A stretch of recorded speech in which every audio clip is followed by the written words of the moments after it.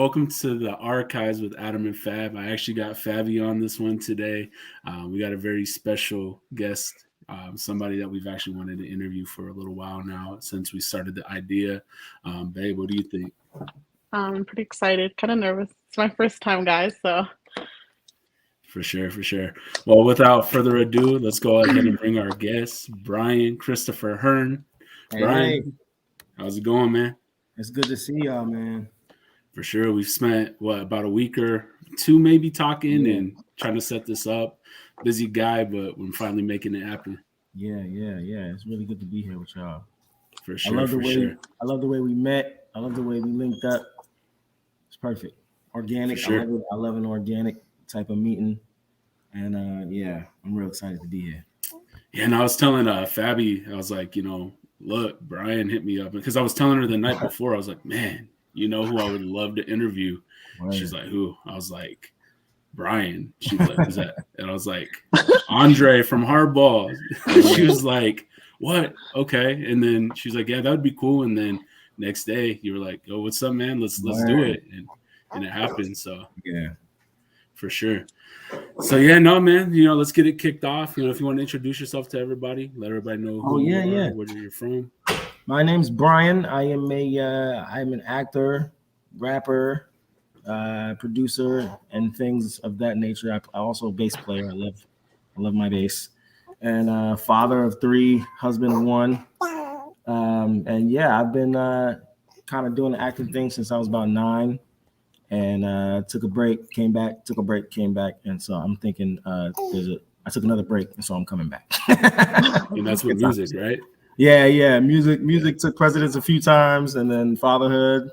So sure. I have a baby right here who's smiling at me. She wasn't trying to fall asleep, huh? She was just no, not at all. 3-year-old, we got the 3-year-old down for the nap, and so the newborn, the 4-month-old, there's no putting her down. She goes down when she wants. Gotcha. I wish it was that easy. I wish that was easy. But man, so how did it all start for you? I mean, let's talk acting because let's kind of go in like a sequence because I know acting probably came first, right? Oh, for sure. I think if you speak to my ego, rap came first, but not professionally. So that's the kicker. I started writing raps when I was 9, but around the same time, my parents thought that I could be a model. I think that they saw height in my future, but I'm 5'9", so that didn't happen like I wanted it to. But we thought modeling was going to be a thing, and so we ended up entering in this. I would call it a competition, but it was more like a conference called Manhattan Model Search, and it's where actors and models go to meet agents. And I met my agent, and she was like, "This is not a kid who's a model. This is a kid who's an actor. He's got a lot more personality than just standing in front of the camera and smiling." So. I was very grateful. Her name is Jan Jarrett. She's a great lady, retired now, but a great career, and I was happy to be a part of it. Okay. And did it all start out with Hardball, or did you do anything else before that? In the beginning, my biggest claim to fame, like I know that I know the things that I'm known for, but I did a commercial for Burger King where I played a young version of Will Smith in Men in Black. And I just thought that was like the biggest. I was like, I made it. I got my Grammy, my Oscar. We went to Miami to film it. That was my first thing. So I was doing commercials. And then I started doing kind of guest spots on shows like Third Watch and Law and Order. So that's what kind of made me feel like I was ready and geared up to do like something like a movie. I never really saw a movie in my future until I started auditioning for movies. I was like, oh, this is a thing that we can really do. So good times. Yeah. Were you nervous at all? Yes. Shooting commercials was kind of nerve-wracking as a kid because you're really not sure what you're getting into until the day of. But as long as you've got a team of directors and like the whole production team is like focused on, because when you're a kid and you're doing a commercial, you're supposed to be having fun for the most part, unless it calls for you to be having an emotion. So the Men in Black commercial, the little Nickelodeon commercials I had done, it was all just show up, have a good time. The biggest thing was hurry up and wait. So you show up like 5 o'clock in the morning and you don't get started till about noon. It's all about just being on time and being professional and having fun. So the nerves were definitely there, but as soon as the camera was rolling, it was like, shake it off, have a good time. Definitely. So I mean, man, I'm gonna have to go look up that commercial, see if I can find it on YouTube or something. Man, you know what? I hope you can find it. I'm gonna look with you. If I find it, I'm definitely sending it. Yeah. So in between that time, because I mean, it sounds like you did a lot of auditioning, things like that. Were there any roles that were offered to you for movies? Because I mean, again, we know you from Hardball, we know you from all that, Pootie Tang. I mean, is there anything else that you were introduced to at that point? I was introduced to Holes, and there was scheduling conflict with basically not being able to even audition for Holes. But everybody at the time was auditioning. Everybody's agent was like, "You need to go out for this," and so I couldn't even audition, so I was like super sad about that. I'm pretty sure Bow Wow's role in Roll Bounce. Auditioned for, but when you see certain people in the room, you're like, man, I'm probably not gonna get this because he's I really wanted Jonathan Lipnicki's role in Like Mike, because they weren't sure where they were going as far as like the look of the sidekick of the friend. And I was like, I could be adorable. I could be, the shorter one. I could do that. But John did his thing. So what can you do? And I mean, there was a lot of roles. There was a lot of roles that you get the script for, and you're like, this is interesting. And then you see the movie, and you're like, oh man, that's amazing. I wish I tried to do a better job in the audition. Yeah. You watch the movie and you wonder, like, what would it have been if it would have been a different person doing that role? Yeah. And I mean, just hearing you say Holes, I'm like, man, who could he have been? Zero? Like, who would you have wanted to play? I think I would have auditioned for Zero. I read the books. I was mad excited to even like have the idea of being able to audition. But when the scheduling conflicts was going on, I was like, all right, well. Yeah. Well, I mean, everything works out for a reason, right? Yeah. Exactly. Yeah. Exactly. Well, I definitely want to talk. Growing up, my parents were really good at like, my mom in specific was like really good at saying, if we don't get this role, it's because we weren't meant to. It was meant for the person that was able to get it. So for sure. Never any hard feelings, but always a little bit of bittersweet, like, dang. Yeah, well, I mean, life goes on, and we always find a way to write our own story. And I think you got a pretty good one there anyway. So word, very true. Yeah. So Hardball, man, I had to introduce Fabi to that. I was like, you know what? I got a movie you would really like. Yeah. And she was like, nah, you don't pick the best movies. But I sat her down. I was like, no, listen, you need to watch this movie. You need to watch this movie. We sat down, watched it. Yeah. And she was like, wow, that was such a great movie. Laughed, I cried, everything, all the emotions. Yeah.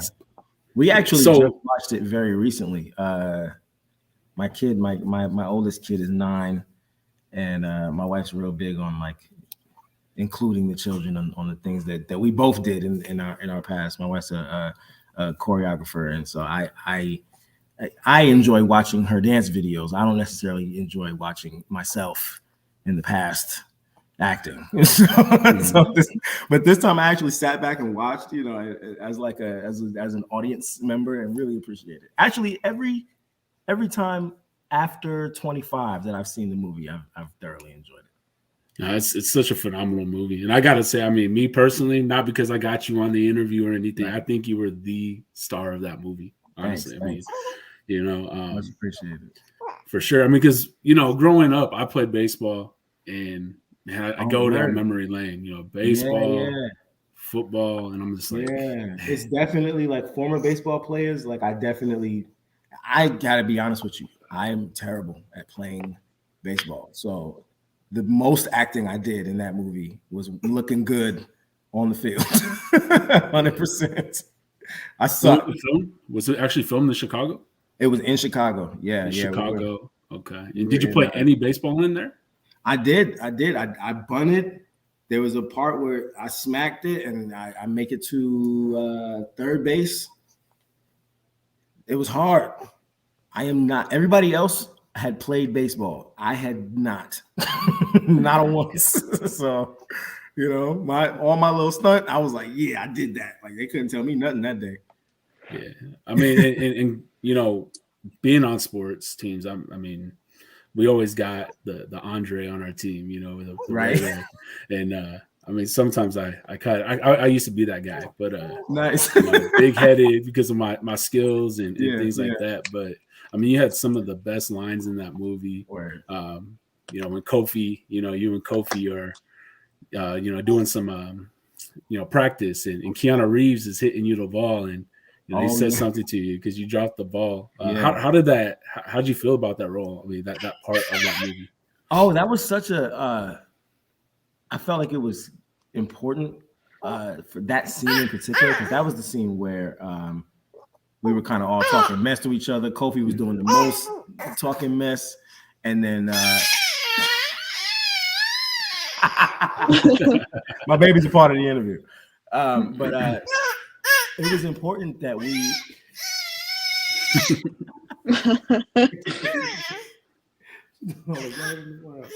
Wait, please hold. Yeah, no rush, man.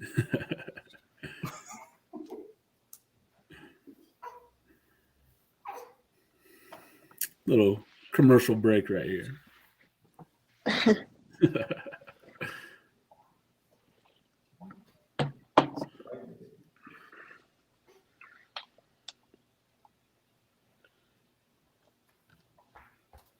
And we're back. No, just I thought that scene was important. Just even as an 11-year-old reading the script, because you know you have scenarios where you're talking mess to your teammates and you don't really care who's around. You don't care if the coach can hear, because I feel like I'm the best. And you know, to have the coach or Keanu kind of put Kofi in his place and then rally the team. Like, not only are you going to stop talking mess, but now we're going to say positive things to each other. I thought that was super important. I thought it was perfect. Had you met any of them before you guys started shooting the movie, or like everyone was brand new to the? Everyone was relatively brand new. I had seen Michael B. Jordan. We're both on the East Coast. He's from Jersey. I'm from New York, so we always saw each other in the audition room and at any given week, but he was kind of a quiet kid, so I never really got to know him until we started filming for Hardball. And everybody else was from Chicago, so it was me and Mike coming to meet all these guys. And I was really nervous because I wasn't really the sports dude, but as soon as I had done some boxing, I had done some basketball a little bit, but baseball was out of my league, pun intended. And so linking up with them, the first thing we did was we sat in a room and we had the acting experience first. And then right after we had the acting experience, we met our acting coach and kind of got to know him for a little bit and played a little improv games and figured that out. So we kind of got to know each other, and then it was straight to baseball camp. 5:00 in the morning, get up, get your cleats on, throw the ball, slide, jump, hit the ball. If you can't hit, move on. And so it was like that very beginning. It was an experience I had never experienced before. So it was like, this is one, amazing, but also strenuous. And I'm too young for coffee, but please give me something. Good time. You're like, I'm just trying to sleep in, not wake up at 5 in the morning. I'm like, we here, we got the role. Like, what are we doing? Oh no, it's time to get to work. Yeah. So one of the scenes that really stuck out to me was when you and Michael B. Jordan were walking through, the streets of Chicago, going back home. You have to avoid certain hours of the night, because it gets bad. But when the gunshots went off, you guys start naming off the kind of gun. Was that actual gunshots? Was that sound put in? Oh, that was for sure sound put in. I think we're walking down and script supervisors on the side pow pow, to let us know to react. Okay. But being a resident of Chicago before and also being a person who grew up in Brooklyn, it's not uncommon to be walking down the street and hearing that that sound in particular. I've never heard the sound so often that I could tell the name of the gun, but that was just a glimpse for the audience into what kind of life these kids had. So I think that was a real super important moment. Definitely. And that also was everybody's initial audition scene. Every character, doesn't matter who was I mean, obviously it was tailored for the character that was Andre, but everyone, when they first auditioned with that scene. They were either Jamal or Andre, and we would switch. So it was pretty cool. That's crazy. That's crazy. And were you always wearing the headband like throughout? Yes. Like filming and like auditions, or it was well, actually, filming? so the headband didn't come along until Hardball, but I actually just told the story in another interview. But my cousin Jason he would style me. I would go to the mall. He was 7 or 8 years older than me, so he was always taking me to the mall as his little mini me to get girls, and I was just along for the ride because this is my cousin, my big cousin. I loved him, and so he would always style me. He would put a beanie on my head, always have the ears showing, and he was living in Staten Island. I was living in Brooklyn, but I would always visit, and so he was a huge Wu-Tang fan, and so we was always dressing like that. And the only time I got to dress like that was with him. My mom always had me in some nerdy stuff, so I just and so the minute we booked Hardball, we go into the wardrobe room, and they're kind of just like trying things out. Here's a bandana, here's a beanie, here's this, and then when the headband came, I just threw it on, and they were like, "This is a style," and I said, "Yep." And I never took it off. That was it. And I mean, trademark it or partnered. And that obviously carried over to other things, that you worked in. One last question on Hardball. I mean, unless you have some fun stories to share with that real quick. Yeah. But the G baby scene, I mean, that's the part that got Fabby, obviously. And I think a lot of people, just that one person in the movie that wanted to feel a part of everything, especially, coming from a background such as, right. we know how Chicago is, right? Yeah. How was that emotionally for everybody on the scene? I mean, you guys were kids at the time. You know what? I actually get made fun of a lot because apparently I was doing the most crying. But truthfully, I'm from New York, and I had, had very similar situations happen where I lost a friend to either violence such as that or like even like freak accidents. And so I think right before filming Hardball, I had received news about a friend, and so it was real close to home for me. So if you ever watch the movie again and you see, like, I think I am crying the most. My friends make fun of me, but like it's because of that. It's because it was like a real close to home moment. But I thought it was very. There's a book. I don't know if you guys know that there's a book.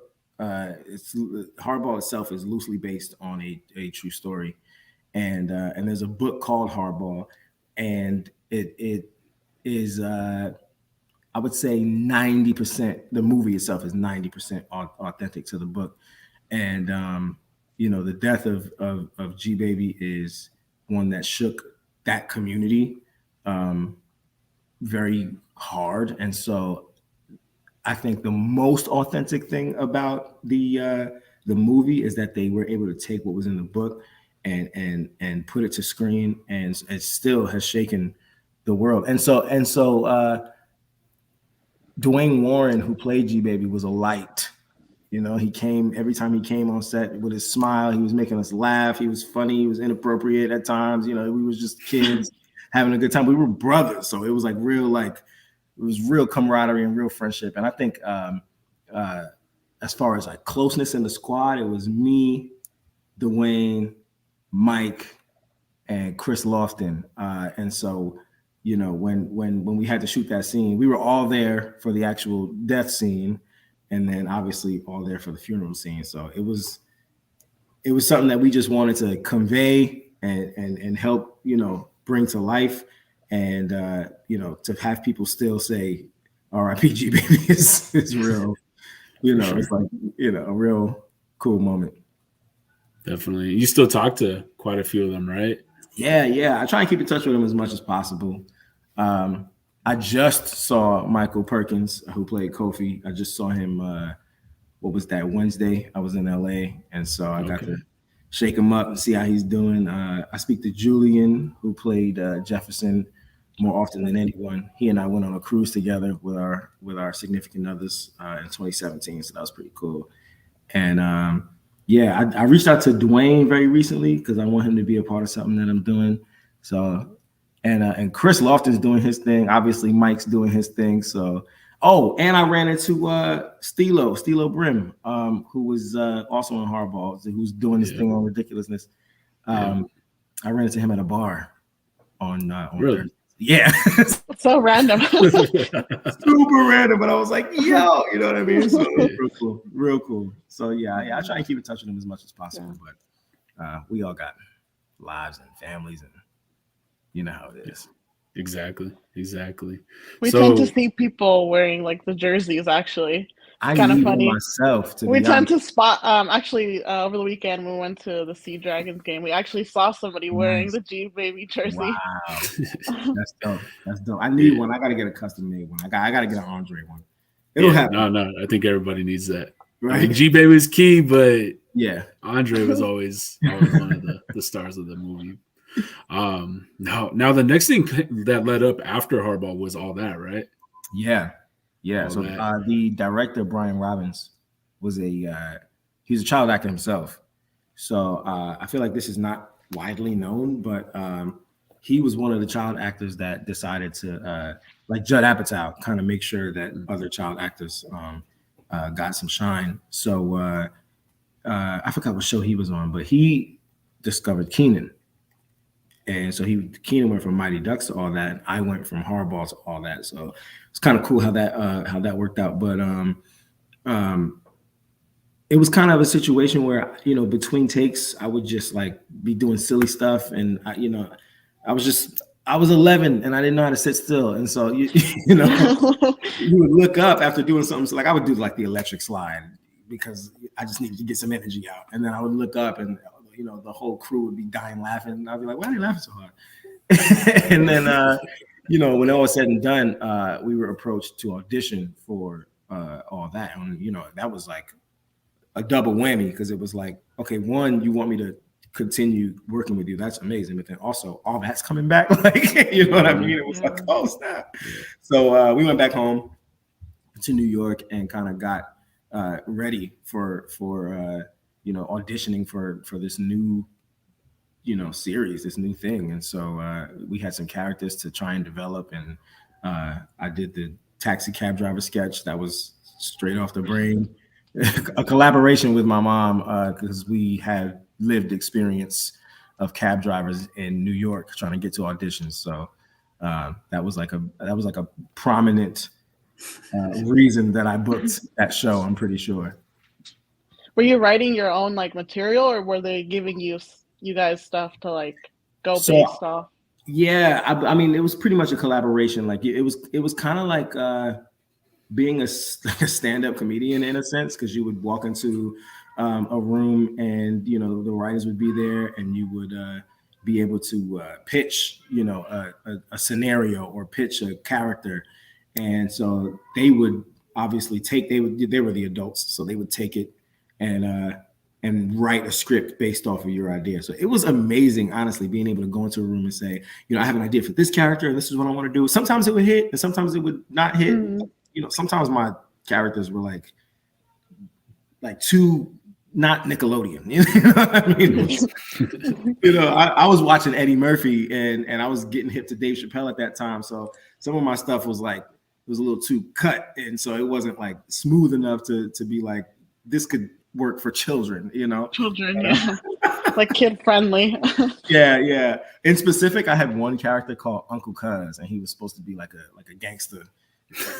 Uncle Cuz, and it wouldn't have landed well on on the Nickelodeon viewers. So bittersweet, but all good. But yeah, so you would pitch and then they would write the sketch based off your idea. It was amazing seeing pretty cool. Your brainchild come to life. Yeah, you still have because you would still have creative control of what you wanted to do and portray as whatever character That's pretty cool. Yeah. Yeah, no, it's cool because I mean, again, you see your character in Hardball, and then you took it over to all that, and you still kept that same energy. Maybe even brought it up more. I mean, crazy cab driver. Was that David Arquette in one of those? In that I'm pretty skit? sure. Yes. So dude, I loved David Arquette. I loved him, and I loved him just because of the Scream movies and what else was he in? That was it Friends? He might have done a couple episodes of Friends. Man, he's been in so much. Yeah, Ready to Rumble. I know Ready to Rumble. But when I met him, like sometimes, for the most part, I wasn't too starstruck with people. But for some reason, I just love David Arquette so much. I asked him if I could call him Dewey because that was his name in Scream. He was like, "Yeah, I'm totally down." And he was just a cool dude. But yeah. He came on the. I think he came on the set when we did a bloopers sketch, and a lady who played my mom came in and yelled at me, and then David was like, "Hey, we're doing a sketch." She yelled at him. So in that skit, that wasn't your mom. You said it was an actor, right? No, I was an actress. They wouldn't let your mom come in and do it? She probably would have did a good job, to be honest. But we always tried to make sure that like we employed actors who could like authentically be and just like put money in the pockets of struggling artists. You know what I mean? I think I forgot this lady's name, and I feel terrible that I forgot her name because every woman that has played my mom has done such a good job.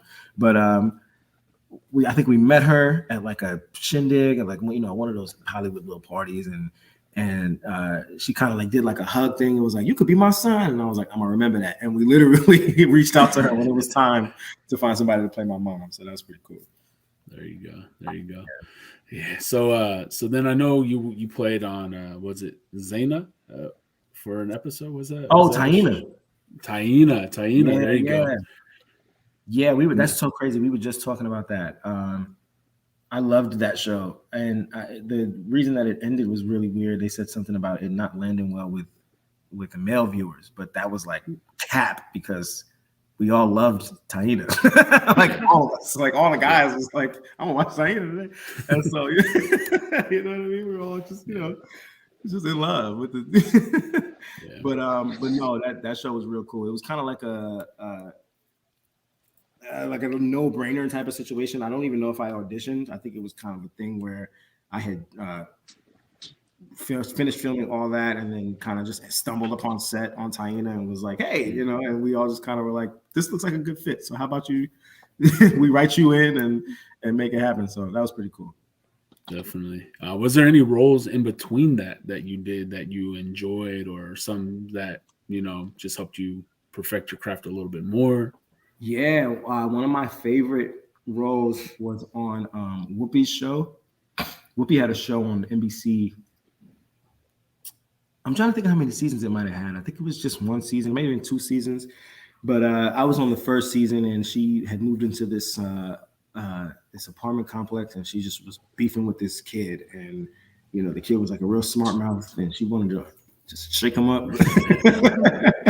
And I was that kid, and so it was fun to act alongside Whoopi. Like that was like a dream come true because she's so funny, and so you kind of just like when you end up in the room with somebody that is of that caliber, you kind of just like I just couldn't even speak half the time. I was just trying to be as respectful as possible.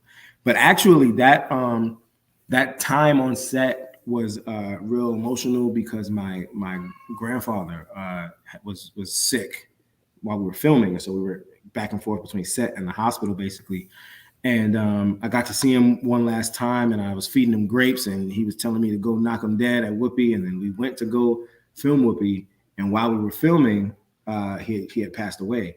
And so my mom got the news, and I got the news, and my mom went to go to the hospital, and I had stayed on set to finish the episode. And so I did my thing, and I just did it because I know that he would have wanted me to, and it was real cool to hear his last words is tell me to go knock him dead. And so I was like, for you, I'm gonna do it. And I finished filming, and Whoopi approached me at the end and was like, "I just learned that you got some terrible news, and so I just want to commend you for sticking with it and staying on set and pushing through. And I thought that was like, I don't even know if I said thank you. I was just sitting there like, Whoopi, give me a compliment. You know what I mean? Actually, I think I might have hugged her. I don't know if that was unprofessional. I don't care because I was emotional already. I got some news. She gave me a compliment and I just went in, and that was pretty cool. So, yeah. Definitely. I mean, the unfortunate part about everything is obviously life continues, and you kind of really pushed through it and continued, and then you got to mourn, obviously, at the end. I'm sure. Yeah, oh, for sure. Yeah, definitely. So, would you say after that, Pootie Tang came in, right? I mean, actually, Pootie Tang was first. Pootie Tang was before Hardball. Okay. Same year filming. So we filmed. Let me see if I can get this right. We filmed Hardball in the summer, obviously, and we had filmed Pootie Tang in the spring of 2000. So, Pootie Tang, I had gone. I was living in New York, and everybody knows about the Chris Rock show, but I had not seen the Chris Rock show because I was so young. I was not allowed. I still to this day haven't seen the Pootie Tang sketches. I know that Chris played Pootie Tang, and so it was just real interesting to kind of like, for the most part, I do my research. Especially if it's something that's nostalgic or something that had been done before, you're just kind of watching. But when we were auditioning for Pootie Tang, I kind of looked to my parents like, "Hey, can I watch?" And they were like, "No." Because I was 10 or 11, and they were like, this is a real inappropriate show. But I guess they were able to. All the parents were able to read the script and see that the movie wasn't as inappropriate as the show actually was. And so it was a real quick process. The audition process. I think I auditioned one time, and then they were like, "You got it," and I was like, "Cool." Yeah, we shot for one day. And it was like we were in and out. I didn't get to meet Chris Rock, but I got to meet Louis C.K. and he was the director, and so it was cool to just be on set with them. And wardrobe was like the best part of it because it was based in the 70s, and so I got to dress funky and be alongside a really young, smaller Pootie Tang. So it was cool to just be on set and just experience that and the whole idea that he was probably like 8 or 9-year-old boy was having all these ladies distraught and mad. It's like so far-fetched for me because I was a kid and I was like, wow, I mean, he is cute, but like this is a grown woman. Fabi hasn't seen Pootie Tang yet. We've been meaning to sit down and have her watch it, but man, it's such a classic movie. I mean, it's a cult classic. I would say that now is the best time to watch it because all of the people that were in it, becoming who they are now is cool to look back. At the time, we weren't sure. I think people weren't really sure what the dynamic even really meant. I don't know if the jokes were landing well, but 22 years later, it's a classic. It's a classic. Oh yeah, definitely. And then leading up to this interview, me and you, we got to chat a little bit. Yeah. Did you tell us that the funny story you have yet? Because I know you told me, you said I got a funny story about Pootie Tang. Yeah. Yes. Okay. So when I talk about jokes not landing and people not really appreciating what Pootie Tang was, it didn't hit popularity until the DVD came out. And so when the movie was out in theaters, it was not popular yet. And so I went to see the movie with my mom, and it was the two of us, and we went into the theater, and it was just us. And then there was a man in the very front row, and I could see that he was bald, but it was a dark theater, so we weren't able to tell what was going on. And we watched the movie, and it ends, and we were like, "That was good." It was only 3 people in this theater, but hopefully there's, there's more people in other theaters. And we walk out the movie, and the man that was in the front row was the director, Louis C.K. So the only 3 people that had gone to see the movie were in the movie. So we were like, yo,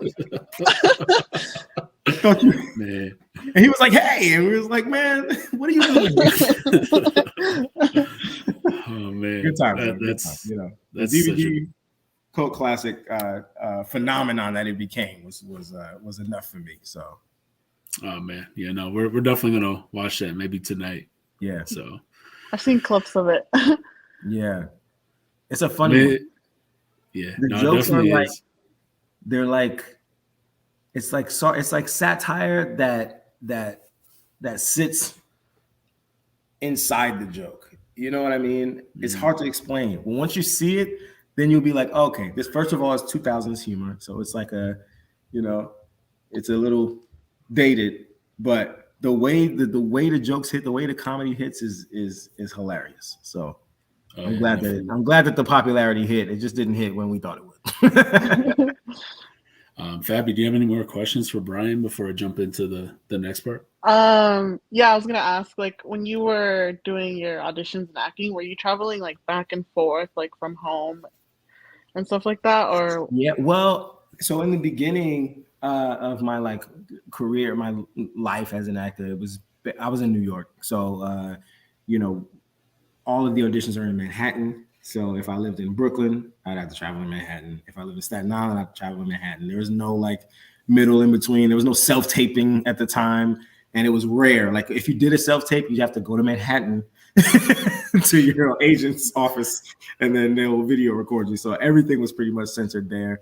And then we moved to Los Angeles for all that. And so auditioning was different because it's kind of everywhere. So if if the audition takes place in Sherman Oaks and you live in Van Nuys, you're close, but sometimes it would be in downtown LA. Sometimes it would be in Hollywood. A lot of times it was in Hollywood, but it wasn't as centered as New York was. So that was really an interesting dynamic. But I never really had a time where I had to travel to audition unless it was like a screen test. So screen test is basically like, you're this close to getting the role. There may be one other person that they're thinking about, but now is the time. Like a screen test is like, I'm in. I gotta do my best. I can't flub up this time. I gotta make sure I got it. And so when we did Hardball, they flew us out to Chicago to screen test. When I did a movie called Best Thief in the World, and I had to travel to Englewood, New Jersey, which is really far for no reason, but you got to travel to do the screen test. So that's the only time I really like had to pick up and pack up. Travel. Wow. Yeah. Okay. Do you have any more questions? Now that you think of it right now? Continue. Okay. Perfect. Well, Bryan, I know you. We talked about the movies, but your main thing right now is music, and leading up to everything, we got to chat. I said, throw me some music to listen to. You gave me some to listen to from front to back, in order. Yeah. And I picked a couple that I truly liked. I mean, not because I have you on the interview, but I mean, I enjoyed your music. I mean, I'm a lover of all kinds of music. Yeah. And Fabi could tell you that. But I picked a couple from each one. Hopefully, YouTube doesn't copyright me or nothing. But I would love to pick, a couple clips of the ones that I enjoyed, and we could chat about it. For sure. Yeah, definitely. For sure. So the first one that I really liked was off of the Summer's Not Over Until, nice. Say it. Yeah. And that would be the first song on there, which is nice. Darling, featuring Ezra, which is your son, right? Yeah. Okay. I'm going to play a clip so, everybody that jumps in on this interview and hears it could hear it, and then, we could, go from there, all right? Awesome. Perfect. 1, 2, 1, 2, 3, go! Yeah.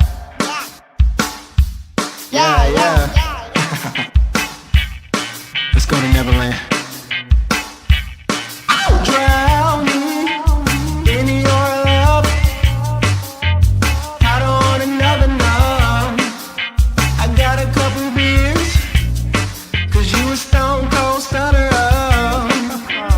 I don't understand how anyone could let you go.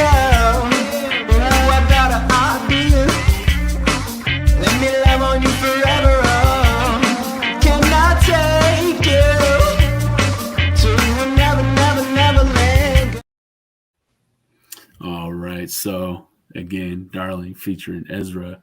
Yeah.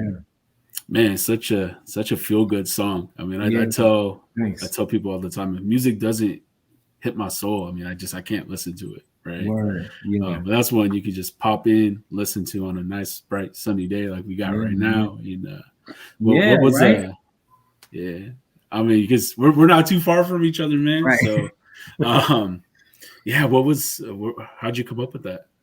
The entire EP is what's the word? It's an ode to my marriage. I recorded majority of the record right before the wedding. But for the most part, it's leading up to summer. And so we got married 2018. And so that's the reason that it's a summer record, because we got married in the summertime. And so the whole thing is like an ode to summer, but really summer being my marriage, my actual wedding. And so good times. Okay. That song in particular was, I had made the beat, and, it was just felt like, who could get on this? Like Pharrell? Like who am I telling to? So I wrote the song, and a lot of Peter Pan references. We were watching Hook, and I still am a movie buff. So a lot of references every time you hear it. Yeah, definitely.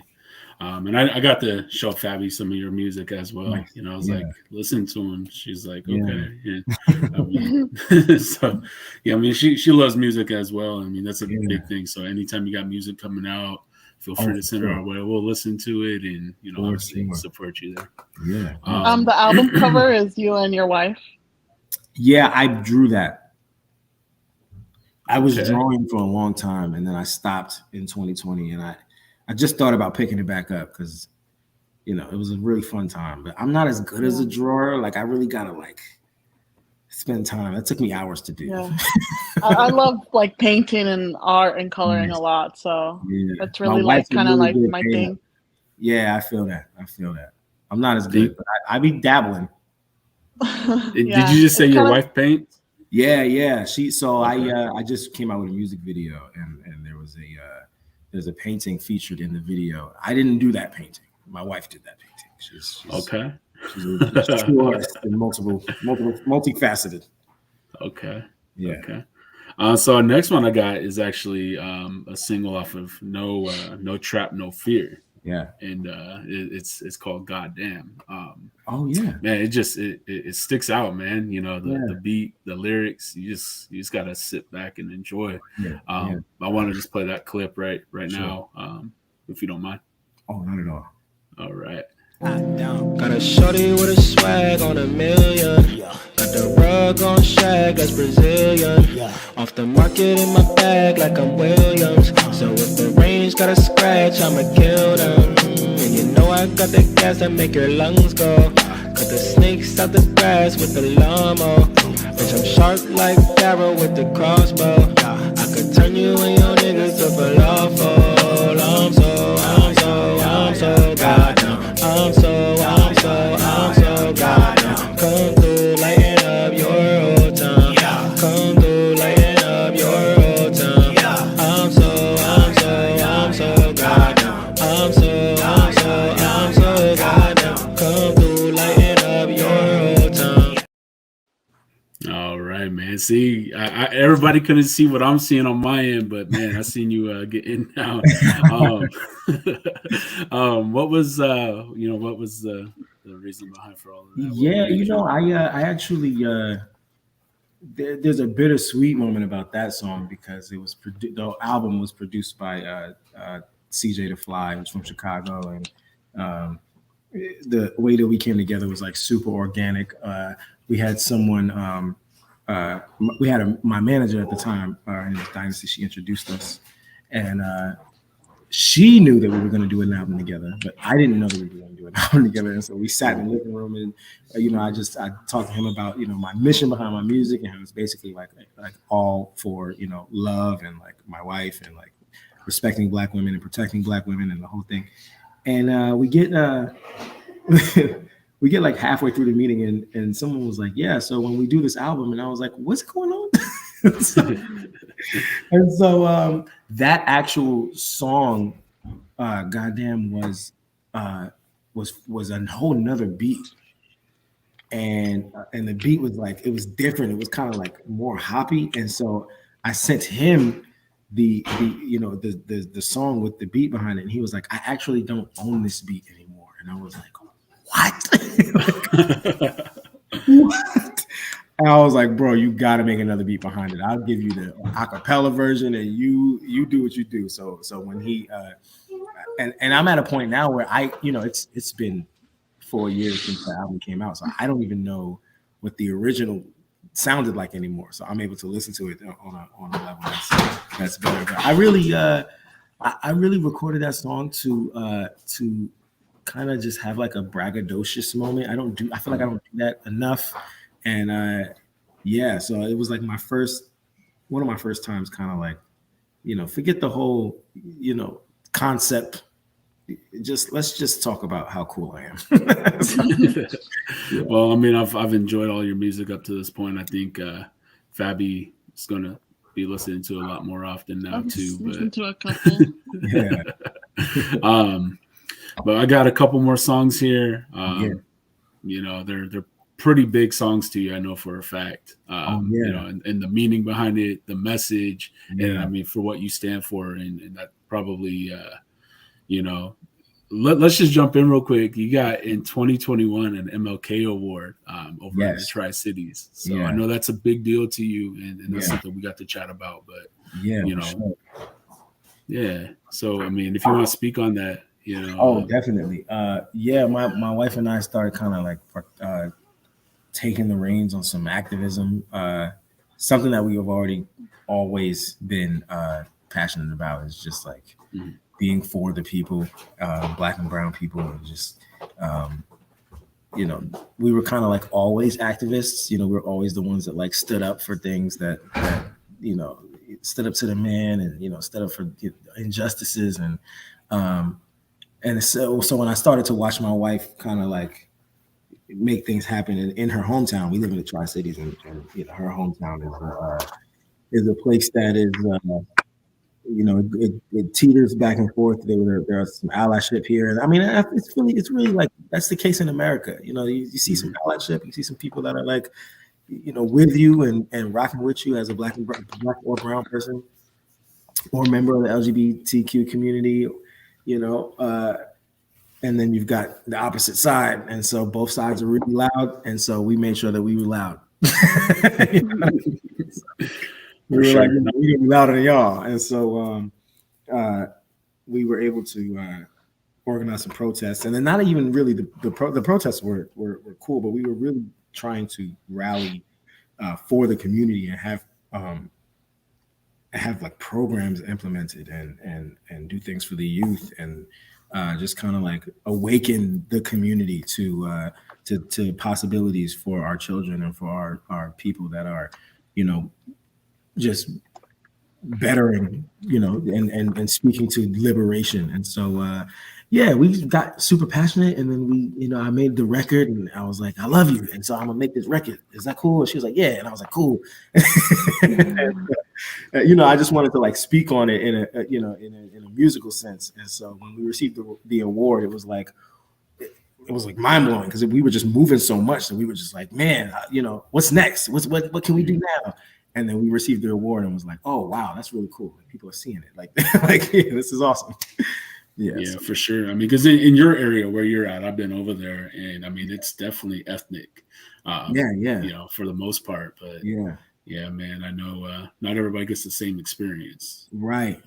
Yeah, it's got we've got a large Hispanic community, and I think the Black community is growing, and but a lot of our kids go to schools here, and they're there's a lot of white kids in the schools, or not even that. A lot of times it's like things are being said amongst the kids that are detrimental to hear as a kid, and so we're just trying to make sure that everybody's able to hold a safe space and feel and You know, if you're hurting today, you can come hurt and be hugged and loved. And so Definitely. hard times are good times. Did you ever find it difficult to, like, when you started being more vocal? Did you ever find it difficult because, you know, sometimes small communities, it's hard to like start or kind of grow and put yourself out there? Did you ever find that hard where you were like, well, is this gonna succeed or is this gonna, you know, get hard? Or we had a couple times where people were just angry that there were people standing up for anything. And so, you know, we were throwing protests, and our protests felt like parties. Like we were just having fun and, you know, just like, you know, shouting, you know, and speaking from the gut and the heart. And, you know, there was a couple times that, like, you know, somebody would come through with a Trump flag or, you know, a Confederate flag and give us the middle finger and then drive off. We'd be like, whoa, like, wow. You know, there's a couple times that we felt like unsafe, but you know, at the core, you know, all nerves aside, I mean, it's kind of like music. It's kind of like performing in any aspect. It's kind of like, you know, acting, where like as soon as the cameras start rolling and as soon as the curtains open, you know, as soon as you're standing on the street and your flags is waving, you got to get to work. You know what I mean? There's no turning back now. Right. You know, so I got my mega horn and we're like, you know, it's a good time. Definitely. Well, I know we are getting kind of low on time right now. I do want to play those next two for everybody, and I will just chat about it and go from there. But the next one's going to be "I Won't Move," featuring Yell, and I want to go and hop into that and let everybody get a listen and have you talk on that, and then we'll wrap up with one more joint there. Okay? Yeah, sounds good. All right. Chincha, yeah. Girl, I knew about a year ago I was gonna make you mine. I'm not talking about a year or so. I want you till the end of time. Even if the clock stopped ticking, if my heart's still beating right. If you the judge, then I'm locked up. Go ahead and give me life. Oh no. Look, anything I do, I would die for you. Hurricane come through. All right, so there's that one. It's called "I Won't Move" featuring Yell. What was the motivation with that? I mean, I'm pretty sure you spoke on it. I recorded that song probably in like 2017. It might have been 2018. 2018. And so I was gearing up for this album that never came out, and you know, I had a funky name, and you know, obviously same content because I'm still the same guy, but that song was recorded. And Yell is my sister-in-law. Yell is my wife's sister, and so there's an entire family. I got music to show you because there's an entire family of this type of caliber of music, and we're all pretty much either based or from the Pacific Northwest. So Yell herself was just kind of sitting in the studio with me, and she always does the thing when I'm in the studio and she's in the studio, and she just ends up kind of like providing a melody, and then you look up and you're like, man, you need to like do something on this. Like I don't want you to be on the sidelines making sounds. Like you need to be on the mic. And so you know, she provided her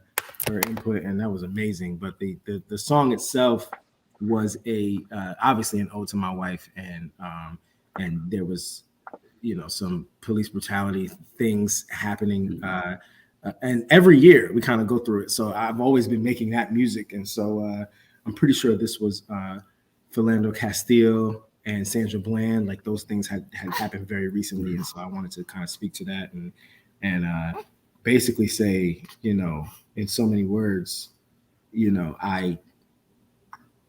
if ever, you know, in a scenario similar, that I would still do what I have to do to protect my wife. And so, you know, it's a touchy subject, and it's something that, you know, you don't hear often enough in music. And so I just wanted to find a way to shed my light, and it was really nice to have my sister-in-law be like, Yeah, me too. I told Fabi all the time, you know, music just isn't the same no more. You know, Yeah. Unfortunately, I mean, everybody's just looking for a quick bag, and not really taking the time to make music that means something. So, yeah. Yeah. So this next one, man, you just sent me most recently. It's called "Chains Off Me." It's a single that you got, man. I'm telling you, I loved it. I mean, it just, dude, it's moving, it's powerful. Yeah. And I think everybody else needs to hear it as well. So yeah, appreciate it. I'm gonna play that here for everybody. All right. You ain't my master, damn right, yeah. I'm gonna treat the plantation like a campfire. Whoa, Lord, I'm taking the chain off me and I'm gonna choke you with 'em. If it's war you want, my niggas will be posted with me here. We got toasters in our holsters, y'all some roaches, we got sprayers. Oh man, so I'm sure everybody knows the message behind it. I mean, the words are powerful. Yeah. And I know you came with that. So yeah. So this is where my content is heading now. And you know, we won the MLK Spirit Award, and I felt super activated after that.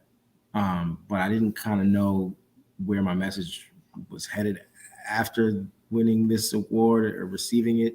It was like it was almost like the award itself had too much of an impact on me in specific, and so I kind of was like, well, maybe I need to take a break and just kind of like feel it out, or maybe I just need to just write and just kind of get my feelings out and figure out like what I want to say. And so I ended up writing a whole bunch of stuff, and Chains Off Me was one of the first things. And quiet as it is kept, I don't tell very many people this, but my daughter, who's 3, helped me produce it because she was just kind of like walking around the house. I think she might have been 2 at the time, but she was walking around the house and she was making sounds. And sometimes she does that. She starts making a sound, and I'm like, well, what happens if I play that sound that she's making? And so the zun, zun, zun, she was just walking around the house like, Oh man. And I was like, okay, I'm gonna play that and see how it works. And so, you know, I also had her like, I was like, you're gonna help me produce this record. If this is gonna be something. And actually, I was inspired by there's a song, and the guy goes, Mount Everest ain't got shit on me. Oh yeah, I've heard that song. I heard that song for the first time watching P-Valley of all shows. Yeah. I love that show. But they played that song in one of the episodes, and when it ended, I was like, I need a record like that. so I had my daughter help me produce this awesome record. And so when it was time to write it, I didn't really know where to go, but I was like, I need to get my feelings out. Whatever, good and bad, I just need to like say the stuff. And so wrote that song, performed it a few times, and kind of sat on it, and then recorded my album as it is now, and have been sitting on it. And then in December, I was like, we're going to start filming this video. We're going to figure out what it's going to look like. And another member of the family, my brother-in-law, his name is Top. He's a rapper, singer who's like amazing. The guy is like incredible. Like his music is like otherworldly. And his videos have been really good. And so I kind of have been peeping his like little style. And I was like, you know, let me show you this song, and then you let me know what you want to do with the video. And so I knew that I wanted to hang a Klansman. And that's all I gave him as far as idea, and he took the rest. So, yeah. Okay. Yeah. No, it's a powerful message. That's for sure. I mean, when I heard it, I was like, "Whoa." Yeah. You know what I mean? But man, I enjoyed it. Enjoyed all the music. Yeah. Thank you. Fabi, do you have any more questions for Bryan? I know. I have one more question. Yeah. I just, if there was one piece of advice to share to everyone that's watching, like, what, I guess, like, if like anybody wants to go out for like acting or music or anything, like what's your like best piece of advice to give anybody? Man, I actually just did like a funky little documentary where we talked about all that, and it was cool to kind of hang out with some of the old cast members and just kick it. But also, we got to talk about our experiences and I think that it's very important, just based off our discussions. We were talking about like what needs to be said to the next generation of actors and even like musicians, just everyone that wants to do something in entertainment. I think that it's important that kids know to, one, protect their energies and protect their hearts, and just know what your boundaries are. Any boundaries, professional boundaries, personal boundaries, know what they are and never allow anyone to cross over those boundaries. And just like stick with your principles and your morals and never let up on them, because it feels like a dock on your heart, on your soul, every time you let someone, penetrate your moral shield. It's just like not cool. And so also I think that it's important that people of color know that you being in the room can be the difference between your culture being appropriated and the difference between your culture being celebrated or uplifted. And so always be on the side of uplifting and always allow for people who look like you to flourish, and always be knowing that when you walk into a room and you walk onto a set or you walk into a studio, that you're representing for yourself, your family, and people who are under you, who are going to look up to you, and you can still talk your shit and be a thug and be and be but just remember, always remember the people at the bottom, because those are the ones who matter. Being authentic and true to yourself. Be buying your records, and they're gonna be buying your movie tickets. So right, exactly. Yeah, I love that. Thank you. Yeah, no problem. It was a pleasure, Bryan, man. Yeah. So we hit our mark. I know you're a busy guy, got family to take care of and things like that. You gave us an hour of your time, and we're forever thankful for that. Oh, no problem at all. For sure. Well, this is gonna go up today. I just got to put a couple things on it, and but we'll link some of your music down below and everything. But yeah, I mean, we definitely appreciate your time, and for sure hope to keep chatting with you in the future. Sure. And when I'm in Seattle, if it's me and the wife, if it's me by myself, we're gonna be linking up for sure. I'm gonna let you know. Yeah. Sure, well, definitely appreciate it, and you have a great rest of your weekend. All right. All right, man. You guys too. Thank you. All right. Love.